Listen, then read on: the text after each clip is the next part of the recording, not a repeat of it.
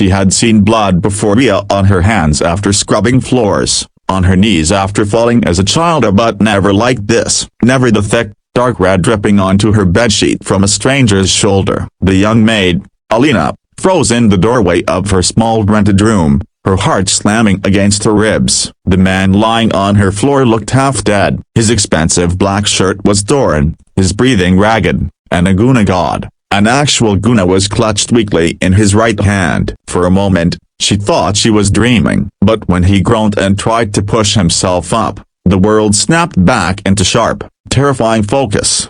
Alina had just finished a long shift at the mansion where she worked as a maid. The rich family she served barely noticed her existence. She was invisible until now. She had returned to her small apartment above an old bakery, hoping for rest. Instead, she found chaos bleeding on her floor. Her first instinct was to run. Her second was to help. "Please see broken bar, don't call anyone," the stranger gasped, his voice deep, commanding even in pain. Her trembling fingers reached for the phone anyway, but something in his eyes stopped her. It wasn't just fear, it was exhaustion, desperation. Whoever he wasn't just running from the law, he was running from something far darker. Against her better judgment, Alina knelt beside him. "You're bleeding. I have to clean this," she whispered. He didn't stop her this time.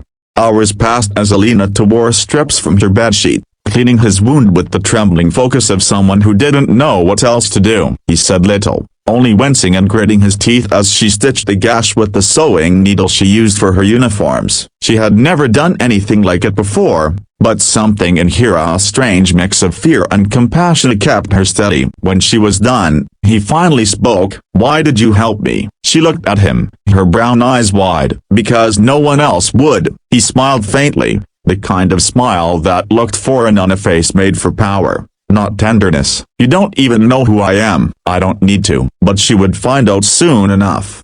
The next morning, Alina woke to find the man gone. Her room was empty, except for a folded note on the table. "Thank you, A.M." She didn't think much of Ida until the news came on. Breaking news: the city's most feared mafia boss, Matteo De Luca, was ambushed last night. His whereabouts remain unknown. The photo flashed on screen, and Alina dropped the glass in her hand. It shattered across the floor. The man from her room, the one she'd patched up with trembling hands, was him. The devil of Verona. The man whose name people whispered in fear. Her heart pounded. She'd saved the monster.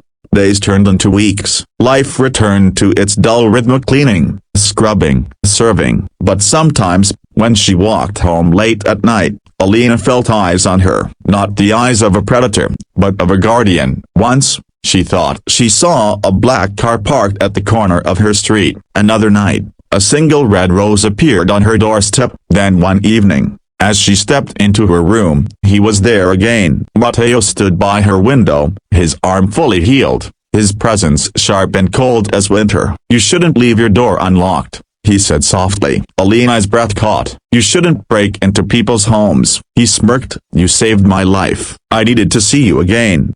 That night, the truth spilled out between them like wine on white cloth. Matteo told her about the ambush, the betrayal by his own men, the world he was born into but never wanted, and she told him about her life, about losing her parents, her struggles to survive, and her dream of escaping the city's cruelty. They were two souls from different worlds, so one made of power and blood, the other of hope and kindness. But somehow, they fit in the silence between confessions. Still, Alina knew danger didn't leave people like Matteo. The police were hunting him, so were his enemies. And if anyone found out she had helped him, she'd lose everything.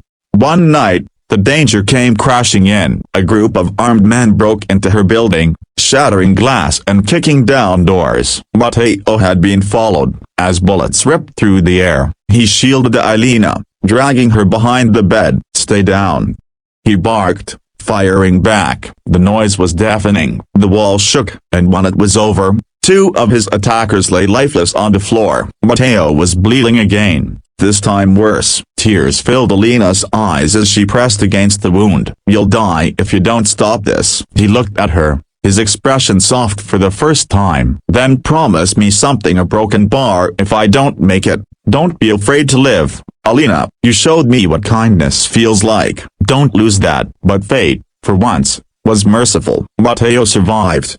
Months later, news broke that Matteo De Luca had vanished. The Mafia families were in chaos. Rumors swirling that he'd disappeared overseas or been killed. Alina said nothing. One morning, she received a letter with no return address. Inside was a plane ticket and a single note, for a new life here far from blood and shadows.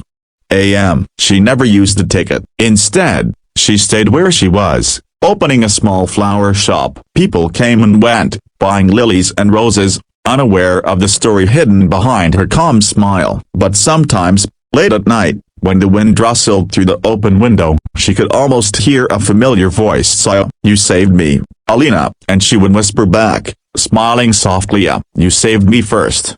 Moral: sometimes, fate sends us broken souls not to test our kindness, but to remind us that love, even in the darkest places, it can change everything.